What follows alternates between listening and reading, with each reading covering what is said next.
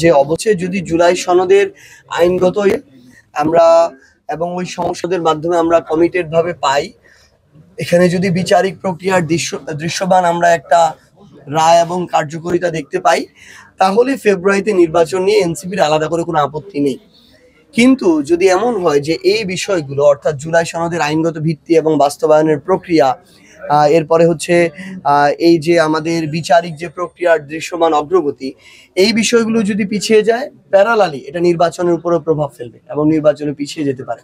So আমরা অন্তর্বর্তীকালীন সরকার সহ এই বিষয়গুলোর সাথে সংশ্লিষ্ট যারাই আছেন তাদের কাছে আহ্বান করব যে এনসিপি নির্বাচন পিছানোর এই মানসিকতা ধারণ করে না। কিন্তু ব্যাপারটা হচ্ছে জনগণের সকল আকাঙ্ক্ষাকে উপেক্ষা করে যদি নির্বাচন কেন্দ্রিক চিন্তা হয়, এনসিপি সেই আকাঙ্ক্ষাকে সায় দিবে না, সেই চিন্তা ভাবনাকেও তাদের জায়গা থেকে একমত হবে না সেটার সাথে। তো আমরা প্রত্যাশা করি যে একসাথে সকল মামলার রায়, সকলের বিচারের কার্যকারিতা দেখা যাবে ডিসেম্বরের মধ্যে।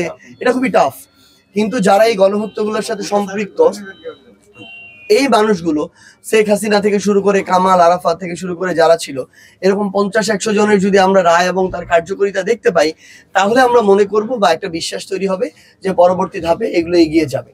তো আমরা মনে করি যে এটা টোটালি ডিপেন্ড করছে তাদের যে পারিপার্শ্বিক যে শর্তগুলো রয়েছে এই বিষয়গুলোর উপরে।